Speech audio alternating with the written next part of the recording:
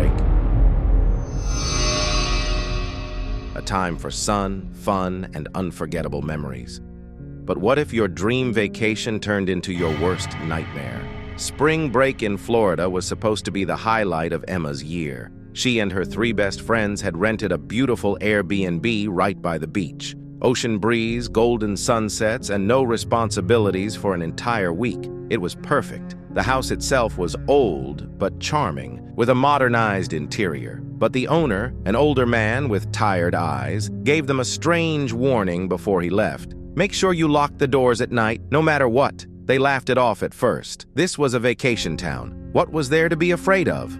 On the second night, Emma and Lily, her roommate, stayed out late at a beach party, while their other friends went back early. Around 1 a.m., Emma decided to call it a night, leaving Lily behind, still chatting with a group of guys. When Emma got back, the house was eerily quiet.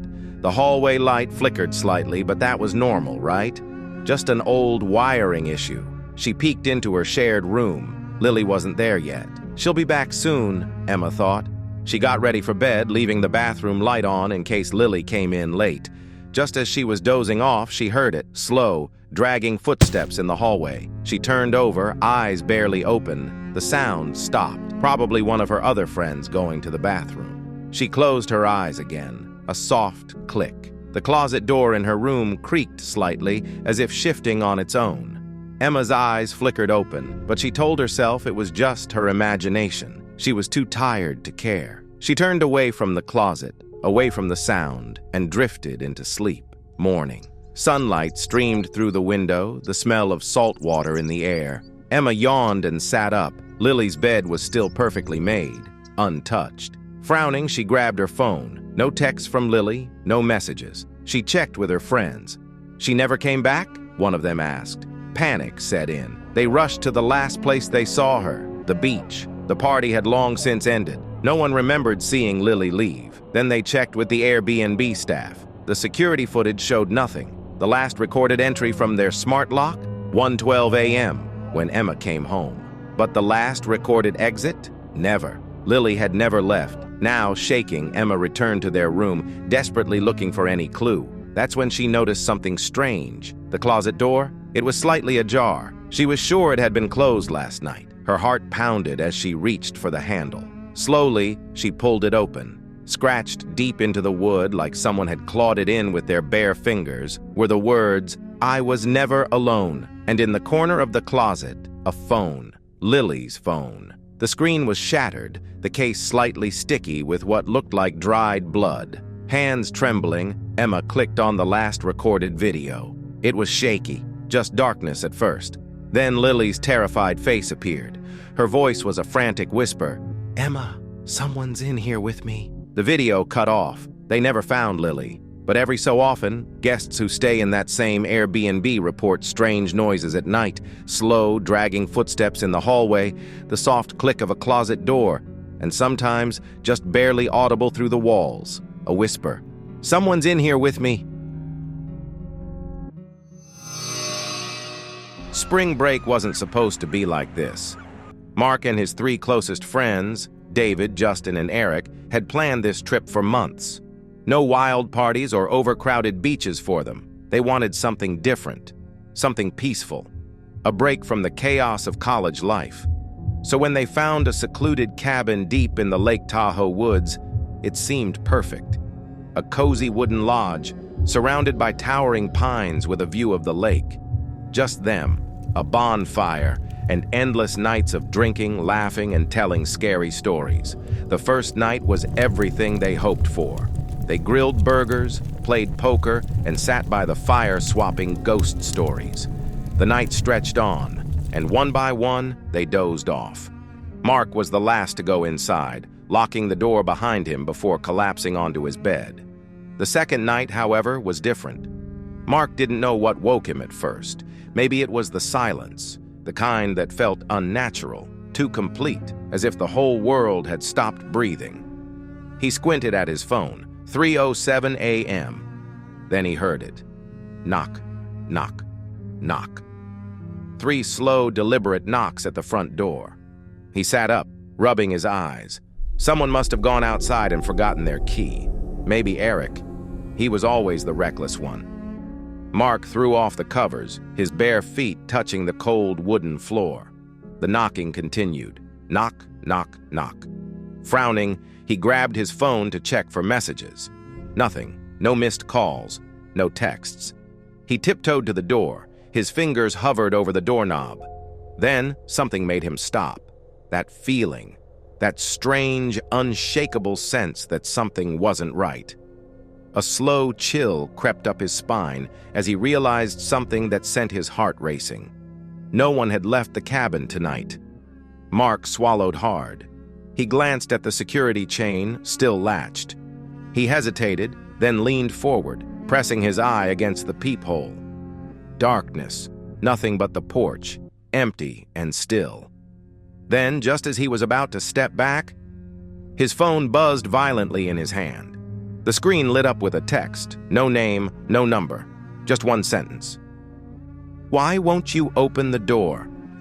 A wave of nausea hit him. His breath grew shallow. He forced himself to look through the peephole again. And this time, someone was standing there, a tall, pale woman with hollow, sunken eyes. Her mouth stretched too wide into an unnatural frozen grin. Mark's stomach lurched. He stumbled backward, his pulse thundering in his ears. He turned toward his friends, ready to wake them. Then he heard it. The doorknob twisting, the security chain rattling. She was trying to get in. He wanted to scream, but his voice caught in his throat, his legs locked. He could only stand there, heart hammering against his ribs. And then the sound stopped. No more rattling, no more knocking, just silence. But somehow, that was worse. Minutes passed, then an hour. Mark stood frozen, too terrified to move. By the time morning light filtered through the windows, exhaustion had overtaken his fear. He hesitated, then slowly unlatched the security chain. His fingers trembled as he turned the knob, letting the door creak open. At first, everything looked normal. The porch was empty. The trees stood still. Then he looked down. The doorframe was covered in deep scratches, not random marks, long, deliberate gouges as if someone or something had been clawing at it for hours. A choked gasp escaped his throat. His legs felt weak beneath him. A sudden noise made him jump, footsteps behind him. "Mark?"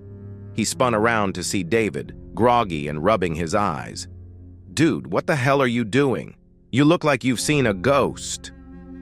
Mark struggled for words, but before he could respond, Justin and Eric shuffled into the room, stretching and yawning. "You all right, man?" Eric asked. Mark swallowed hard. "Did any of you go outside last night?" They exchanged confused glances. "No," Justin said. "Why?" Mark hesitated. Should he tell them? Would they even believe him? Before he could decide, a knock sounded at the door. A sharp, sudden 3 knocks. Knock, knock, knock. Mark flinched, his breath catching in his throat. The others chuckled, oblivious. "Relax," David said, moving toward the door. "It's probably the cabin owner or something." Mark's stomach twisted in fear. "Don't open it." Before he could stop him, David swung the door open. Nothing, no person, no footprints, not even the wind stirring the trees. Just an empty, silent porch. David frowned. Weird. He shut the door with a shrug. "Anyway, who wants breakfast?" Mark couldn't eat that morning. His stomach was in knots.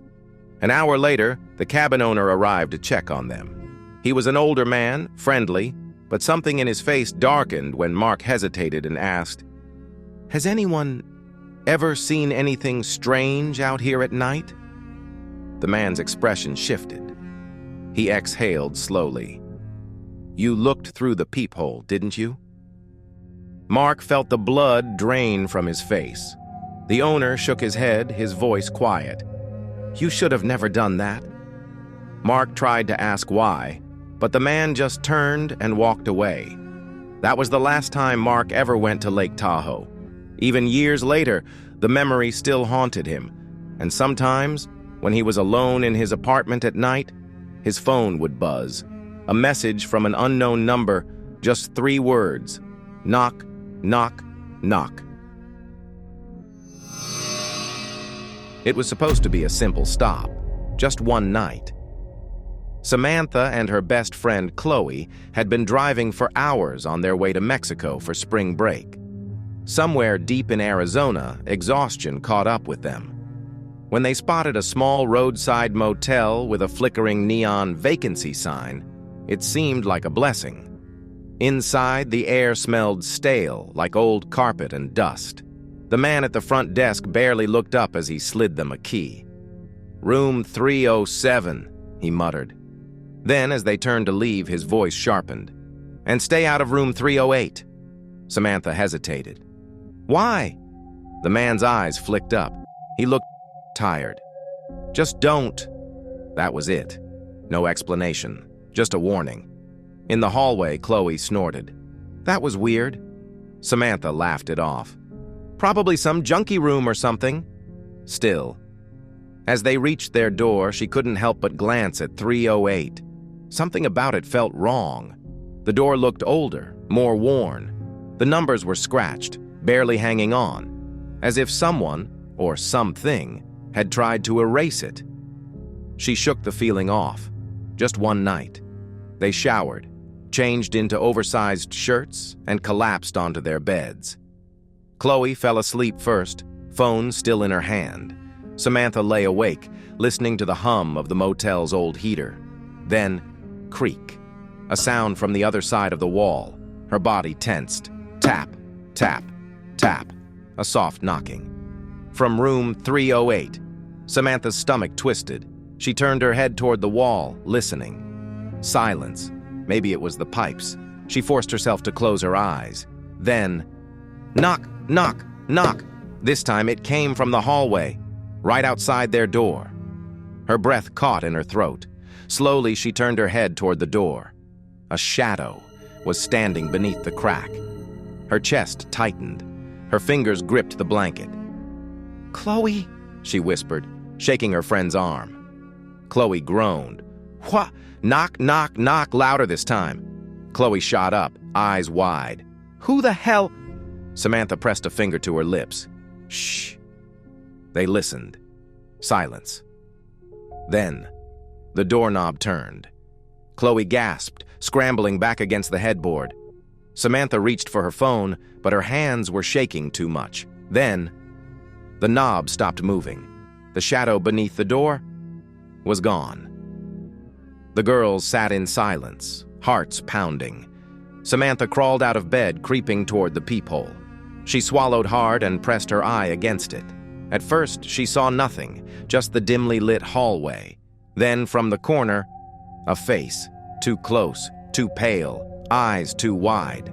Samantha stumbled back, slamming a hand over her mouth to keep from screaming. "What?" Chloe whispered frantically. But before Samantha could answer, knock, knock, knock. Not at their door, at 308. The girls froze. Then, the door to room 308 opened, just an inch. Chloe grabbed Samantha's arm. "We're leaving, now!" They threw their stuff into their bags, breathing hard. Samantha grabbed the keys and yanked the door open, scanning the hallway. Nothing. No one. Room 308's door was wide open, and inside, only darkness. Chloe grabbed her wrist. "Don't even think about it!" Samantha took a step forward, just enough to see inside. The room was wrong. Dust-covered furniture, a rotting stained bed, like no one had stayed there in years. And then, she saw it. A wheelchair in the corner, facing the wall. A figure sat in it, hunched, still. Then, its head twitched, and it began to turn. Chloe yanked Samantha back so hard she nearly fell. They ran, out of the room, down the hall, past the lobby, where the receptionist barely glanced up. Samantha slammed her hands on the counter. "Who's in that room?" The man exhaled, rubbing his temples. "I told you to stay out." "But we saw..." "You saw what everyone sees." His tired eyes locked onto hers. "They check in, But they never check out. Chloe grabbed Samantha's arm. "We're leaving." They ran to the car, throwing their bags inside. As Samantha started the engine, she made the mistake of glancing back at the motel one last time. Room 3. 08's door was still open, and in the window, behind the curtain, someone was watching them. Samantha floored it. They never spoke about that night again, but sometimes when Samantha stayed at hotels, she would wake up in the middle of the night to a faint, rhythmic sound. Tap, tap, tap, as if someone was knocking from the other side of the wall.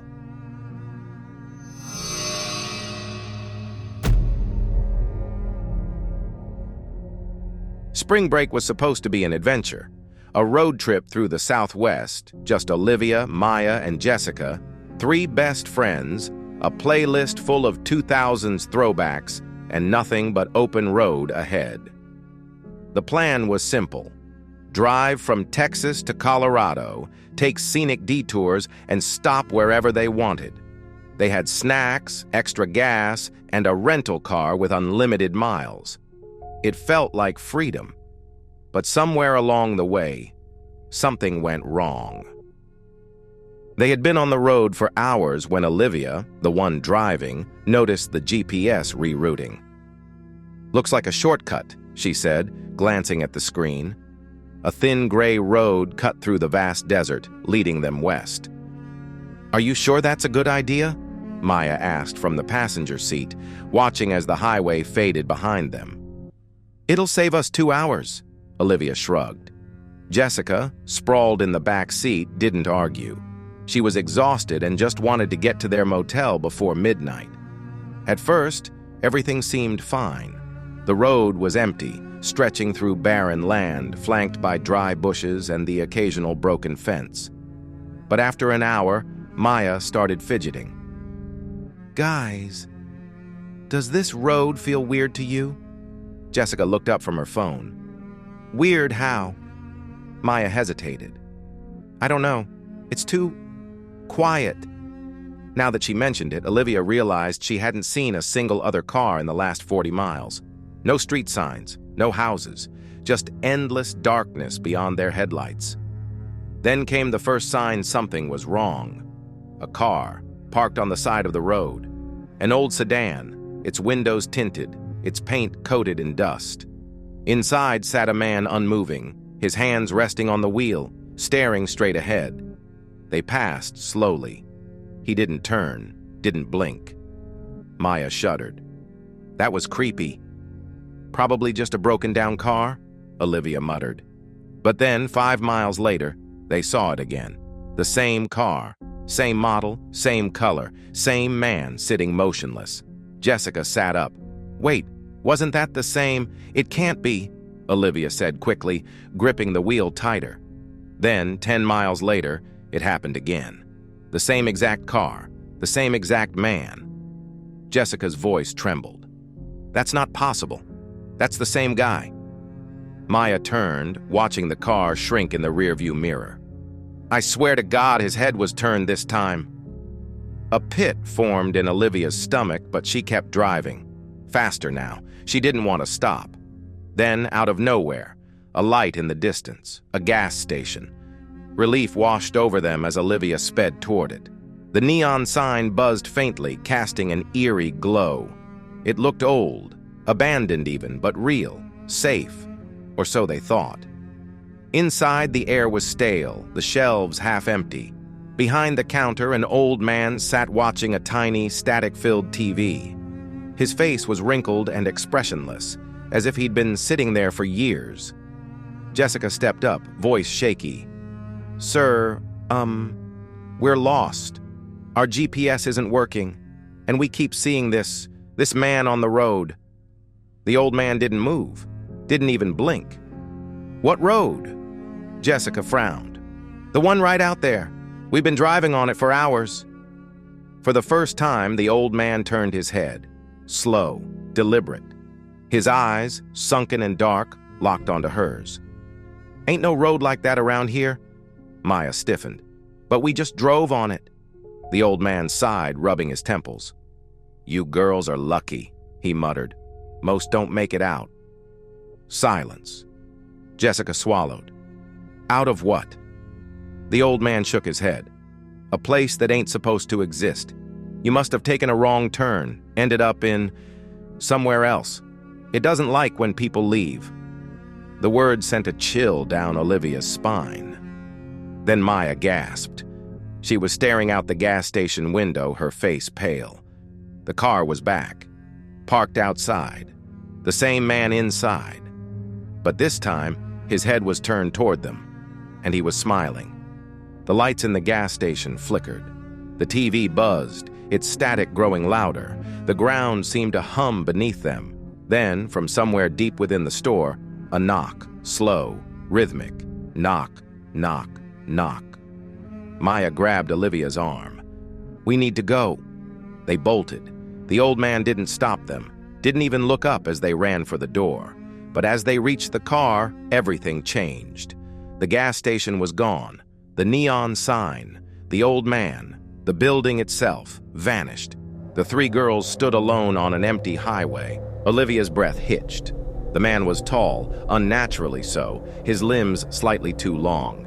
His smile stretched too wide, revealing rows of too many teeth. He stepped toward them, slow and deliberate. Jessica fumbled with the keys, yanking the car door open. "Get in!" Maya and Olivia barely had time to scramble inside before Jessica locked the doors and jammed the keys into the ignition. Nothing. The car wouldn't start. The man kept coming.